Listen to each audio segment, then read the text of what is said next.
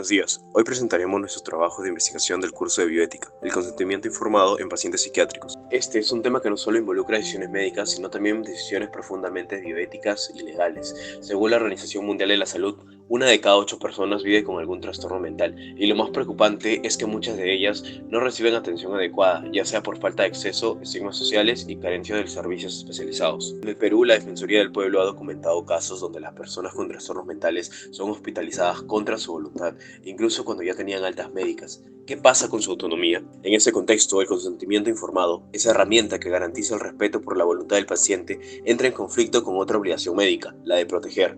¿Puede una persona en crisis tomar decisiones válidas? Por eso que nuestro trabajo tiene como objetivo analizar los dilemas éticos que surgen cuando el consentimiento informado se ve limitado o cuestionado en psiquiatría. Todo esto parte de una pregunta central que guiará nuestra investigación. ¿Hasta qué punto se respeta o se limita el consentimiento informado en pacientes psiquiátricos y qué implicancias éticas y legales derivan de ello? Bien, ahora pasemos a nuestro marco teórico conceptual, que es clave para entender cómo se forma este dilema entre ética, psiquiatría y derechos humanos. Para empezar, la bioética nos da un marco para analizar. Hay 4 principios fundamentales que guían toda decisión médica. La autonomía, es decir, respetar la voluntad del paciente; la beneficencia, que nos exige buscar su bienestar; la no maleficencia, o sea, evitar hacerle daño; y la justicia, que implica un trato digno y equitativo. En psiquiatría, estos 4 principios suelen estar en conflicto. ¿Por qué? Porque no siempre está claro si el paciente puede o no tomar decisiones por sí mismo. Por eso el consentimiento informado es tan importante. No es solo firmar un papel, es un proceso continuo que exige que el paciente reciba información clara, que la comprenda, que decida libremente y que tenga la capacidad de hacerlo. Y es por eso que el consentimiento informado está definido como la decisión libre, sin coerción y con la capacidad suficiente para efectuarlo. Y consta de 4 condiciones: beneficencia, comprensión real, voluntariedad y capacidad de decisión.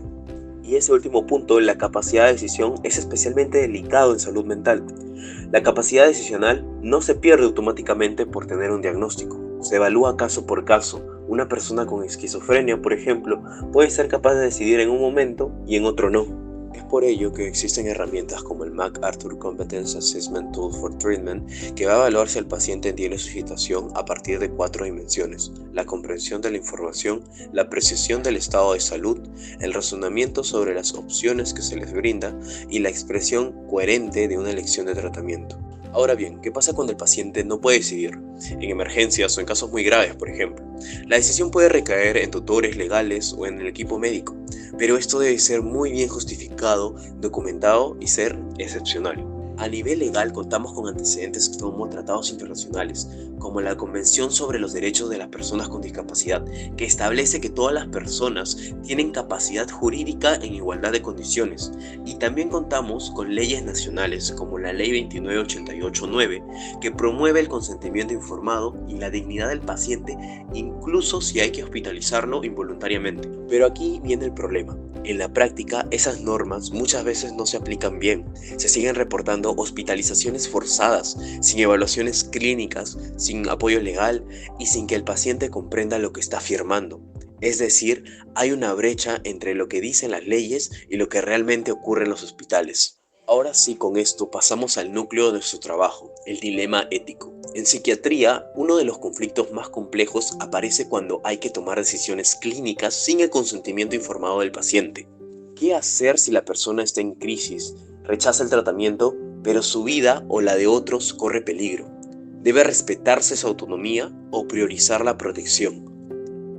De esta realidad surgen 2 preguntas fundamentales que marcan este debate. Primero, ¿es ético solicitar consentimiento informado a alguien con un trastorno psiquiátrico si su juicio puede estar comprometido?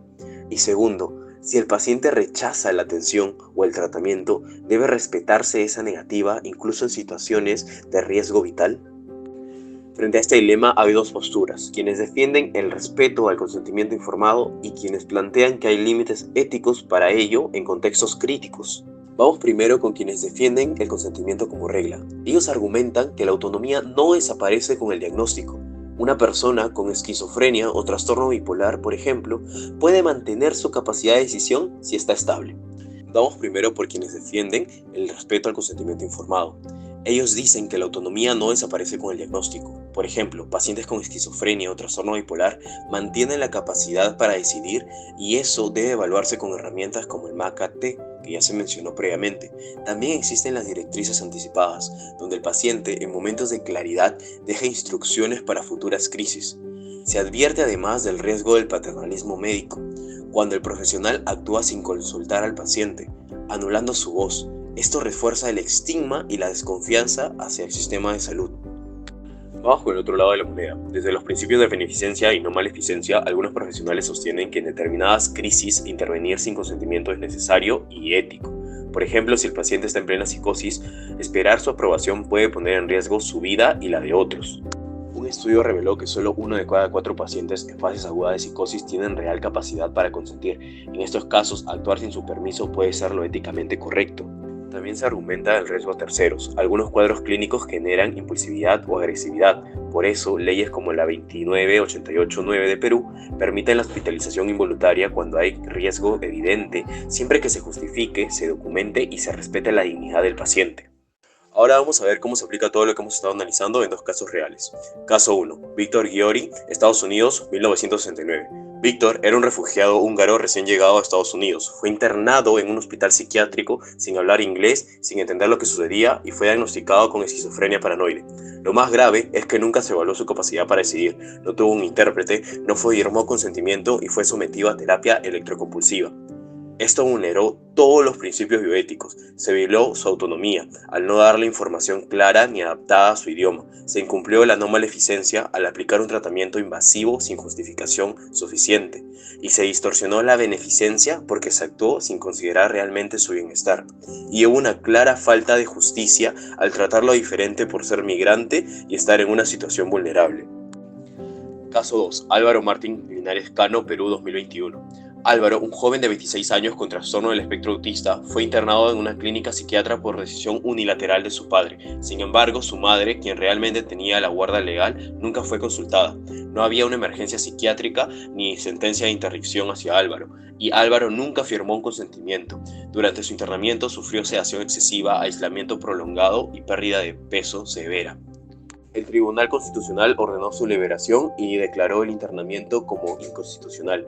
Se vulneraron su autonomía porque no se le evaluó su capacidad ni se le aplicaron mecanismos de apoyo, la no maleficencia y la beneficencia, ya que se le generaron daños físicos y psicológicos, y la justicia porque su diagnóstico fue usado como excusa para quitarle derechos que aún conservaba. Nuestra postura como grupo es firme. Internamientos como el de Álvaro no deben repetirse. El consentimiento sustituido debe ser la excepción, nunca la norma. Se necesitan mecanismos de evaluación reales, participación activa del paciente y el respeto absoluto por su dignidad. Bueno, con respecto a la discusión, el consentimiento informado en psiquiatría es un reto único y complejo. A diferencia de otras áreas, aquí los trastornos mentales pueden afectar temporalmente la capacidad de decidir. Se propone evaluar con 4 criterios: comprensión, apreciación, razonamiento y expresión de la elección. Pero se advierte que esa capacidad no es fija, sino dinámica, así que se debe evaluar caso por caso. La evidencia es clara: más del 70% de pacientes ambulatorios con esquizofrenia o trastorno bipolar comprenden su tratamiento si participan voluntariamente. Esto respalda la idea que la autonomía es progresiva, una capacidad que puede recuperarse y debe reevaluarse continuamente. La solución no está en elegir entre autonomía o protección, sino integrarlas. Modelos como la decisión compartida y las directivas anticipadas permiten al paciente dejar instrucciones cuando está estable, lo que reduce la coerción y fortalece la confianza terapéutica.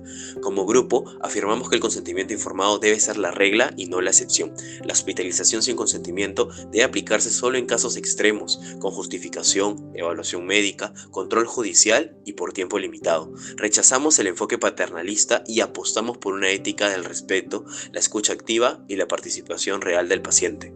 Como conclusión final, el consentimiento informado en salud mental es un desafío ético real, pero no imposible. Tener un diagnóstico psiquiátrico no significa perder el derecho a decidir, y herramientas como el MACA-T nos ayudan a evaluarlo con justicia.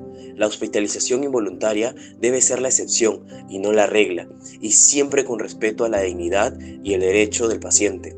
Casos como el del Víctor Ghiori y Álvaro Linares nos muestran que ignorar el consentimiento puede causar más daño que la propia enfermedad. Porque cuando la autonomía y la beneficencia parecen chocar, el camino ético no es silenciar al paciente, sino apoyarlo para que pueda decidir con libertad y dignidad.